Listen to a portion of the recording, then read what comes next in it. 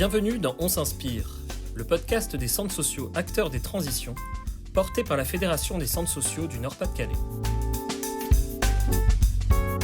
Aujourd'hui, on se retrouve au centre social d'Uma à Lens, pour en savoir plus sur PC Solidaire, un projet de réparation d'ordinateurs qui a permis la distribution de plus de 230 PC reconditionnés.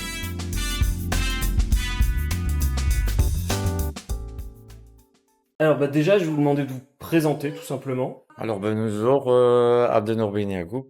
Je suis membre du CLES. Je suis Yaya Ouamar, référent du pôle insertion ici au centre d'Uma. Je travaille pour la ville et j'accompagne le collectif. Qu'est-ce qui vous a fait commencer cette initiative-là ?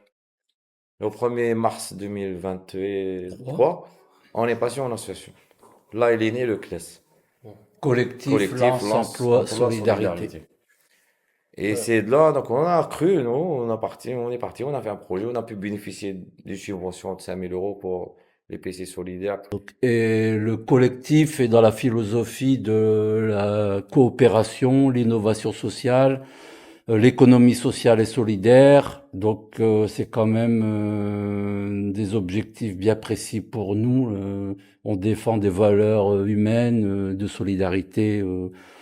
Donc c'est très important pour nous. Et le but de l'association, c'est le retour à l'emploi. Et on s'est aperçu que, par exemple, le reconditionnement d'ordinateurs, ça n'existe pas dans le secteur. C'était un truc, quelque chose qui vraiment attiré, puis ça nous a donné confiance en nous-mêmes. Au début, on a démarré avec Yannick et Amar, qui nous ont redonné déjà au début confiance en nous-mêmes parce qu'on était un peu perdus. Je parle de mon cas, moi. Au début, on a partagé nos compétences. Il y avait plusieurs personnes, chacun ce qu'il savait faire. Mais même si on trouvait un travail, on pouvait rester dans le groupe. On pouvait rester dans le groupe et revenir, même si on part travailler, on a un CDD ou une mission d'intérim, tout ça, on pouvait aller la faire et revenir toujours dans le groupe. D'accord. Ce qui s'est passé, il y en a qui ont trouvé du boulot. Moi-même, j'ai trouvé du boulot en insertion. Ça m'a permis un peu de me relancer dans le domaine de l'emploi. Mais j'étais toujours en contact. Il y a toujours des réunions, on venait ou ce qu'il y avait besoin, ce qu'il fallait faire, donc on faisait. Et puis ça a payé, ça a payé. La preuve, ça a payé toujours. Du coup, après, dès qu'on connaissait nos compétences, et puis on voulait faire naître nos projets. Donc, on avait PC Solidaire, on voulait reconditionnement des ordinateurs, et on visait aussi à donner les familles qui sont en difficulté ou qui n'ont pas, pour pouvoir travailler aux écoles ou faire leurs devoirs, ou ne serait-ce découvrir le numérique. Et il y avait d'autres activités aussi. On a fait le bois, restauration de bois. On a démarré avec une autre association. Aurélien Ebinis qui est venu, qui a formé un groupe.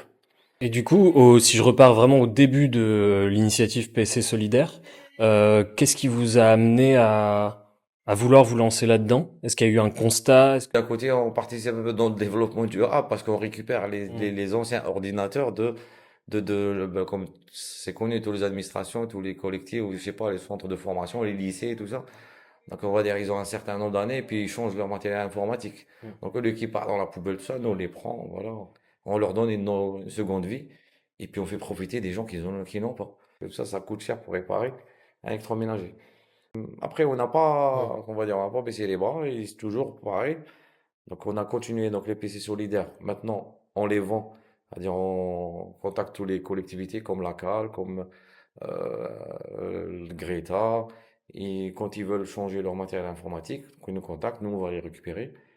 Et avec les subventions, on monte le projet, on achète tout ce qui est disque dur, pas thermique, tout ça, on les nettoie et on refait. Et puis il y a d'autres personnes, des retraités qui sont un peu dans. On a Jacques qui travaille dans l'informatique, qui s'y connaît. Il y a d'autres jeunes aussi, pareil, donc qui vient, qui nous a créé notre site.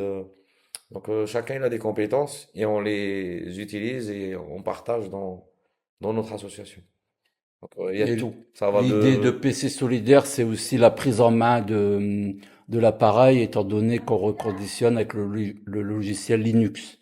C'est pas Windows. Et comme il n'y a pas de licence à payer, donc forcément, c'est tout bénéfice pour les personnes qui souhaitent acheter un ordi solidaire.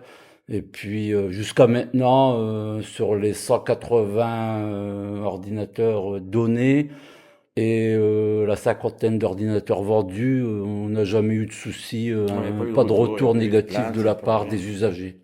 Et du coup, vous faites un peu de formation justement sur Linux, parce que tout le monde ne sait pas comment ça fonctionne. Dans la prise en main. Les gens, au départ, ils sont un peu réticents. Windows, on veut Windows, mais nous, on leur explique que Linux, au moins, c'est rapide. Et puis aussi pour les PC solidaires, on travaille aussi avec le lycée Condorcet. Il y a leur documentaliste là-bas, donc elle prend par volontariat le mercredi après-midi des lycéens qui veulent venir. Et on a fait naître une association, collaboration, répare et repart avec un PC.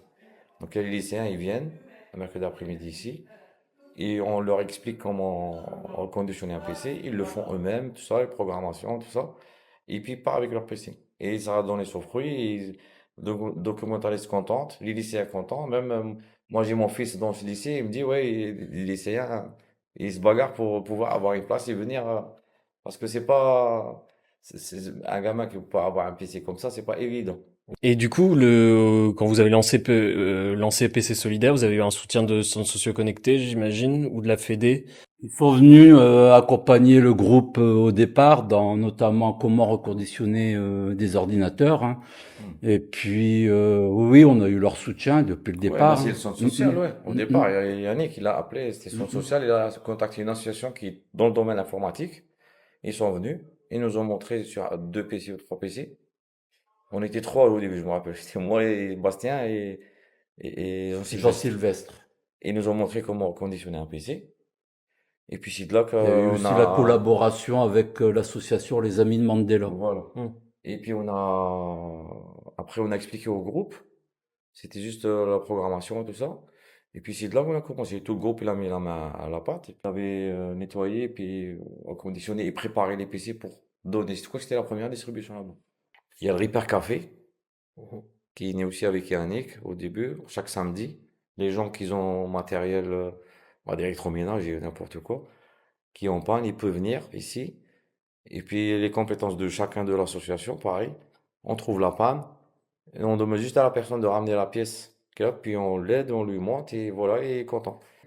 Et quelle a été la réaction des habitants du centre social de Lens vis-à-vis de la classe? Si, ils étaient très contents. La joie, quand ils viennent le jour de la distribution, la joie ici, tout le monde, les enfants sont contents.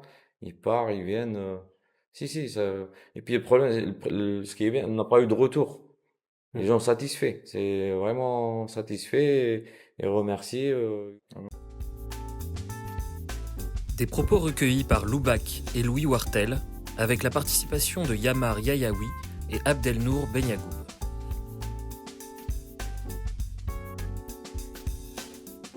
C'était On s'inspire, un podcast des centres sociaux acteurs des transitions, porté par la Fédération des centres sociaux du Nord-Pas-de-Calais et financé par les fonds FEDER de l'Union européenne.